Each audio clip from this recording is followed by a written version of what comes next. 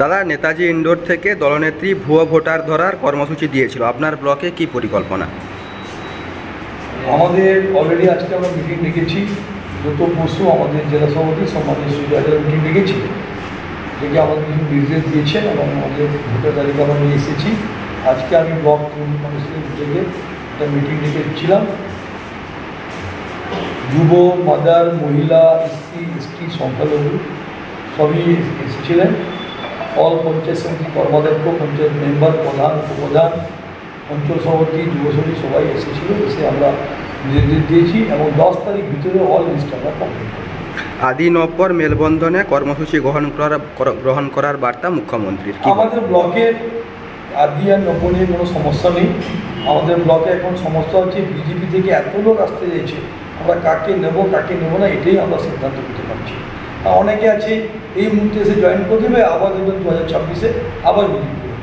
আমরা ওইখান থেকে বেছে যারা মন থেকে আসতে চাইছে তাদেরকে আমরা গ্রহণ করি এবং আগামী দিনে উচ্চ মাধ্যমিক পরীক্ষা করে বৃহত্তর আকারে আমরা মিছিল মিটিং 7টি অঞ্চলে আমরা স্টার্ট।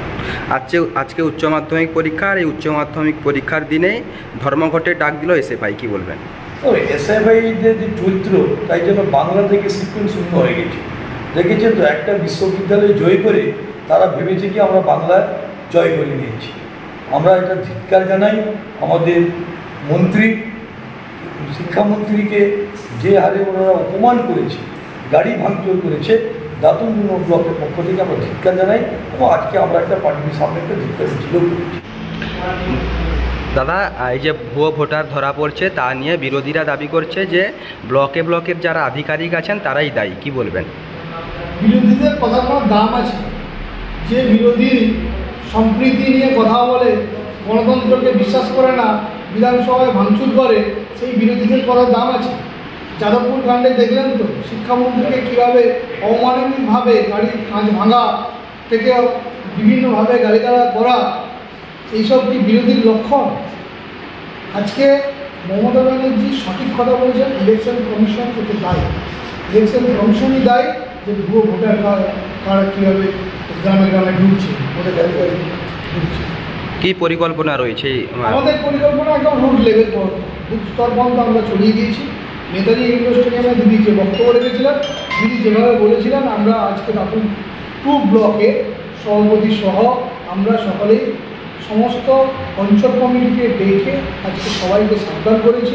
সবাইকে বলে দেওয়া হয়েছে প্রত্যেক বুথে বিএলএর সঙ্গে কথা বলে এবং যারা পোলিং এজেন্ট থাকে তাদের সঙ্গে কথা বলে বুথ স্তরের যে সমস্ত নতুন নাম ঢুকেছে সেই সমস্ত নতুন নাম বা পুরনো যারা নাম আছে তাদের মধ্যে ভুয়ো যেগুলো আছে তাদের বিরুদ্ধে একদম লিখিত কমপ্লেন আমাদেরকে দিতে এবং আধিকারিকদের কাছে দেওয়া। যাদবপুরে শিক্ষামন্ত্রীর ওপর আক্রমণ, কি মনে করছেন? বাংলার সংস্কৃতি কোন দিকে? বাংলার সংস্কৃতি তো মমতা ব্যানার্জি 2011 সাল থেকে ফিরিয়ে দিয়েছে, কিন্তু কিছু মানুষ এখনও ভাবছে যে বাংলার সংস্কৃতিকে নষ্ট করে দেবে। তাই যাদবপুর কাণ্ডে আমরা যেটা লক্ষ্য করলাম, সিপিএম 0, এসএফআই কয়েকটি ছেলে মনে করছে যে যাদবপুর শিক্ষামন্ত্রীকে অ্যাটাক করে বিভিন্নভাবে হাইলাইটস হবে। এটা ভুল কথা, কারণ এটা আমাদের কুণাল ঘোষ মুখপাত্র বলেছেন, সায়নিধি যুব সভাপতি উনিও বলেছেন, অরূপ বিশ্বাস আমাদের নেতা বলেছেন যে 1 মিনিট সময় লাগবে না এই এসএফআইকে যাদবপুর থেকে হাঁটানো। কিন্তু আমরা গণতন্ত্রে বিশ্বাসী, আমরা মমতা ব্যানার্জি আদর্শে বিশ্বাসী, আমরা গণতন্ত্র পদ্ধতিতে এসএফআইকে যাদবপুর থেকে হাঁটানো। 2026-এ বিধানসভা নির্বাচন, কি ইস্যুতে লড়বেন? আমাদের কাছে অনেক ইস্যু আছে। দেখুন, এমজিএনআর যে টাকা বন্ধ, সেন্ট্রাল গভর্নমেন্ট বন্ধ করে দিয়েছে। আজকে 100 দিনের কাজের টাকা, রাস্তার টাকা, আবাস যোজনার টাকা, বার্ধক্য ভাতার টাকা বিভিন্নভাবে বাংলাকে বঞ্চিত করেছে কেন্দ্র সরকার। তার বিরুদ্ধে আমরা গর্জে উঠব 2026।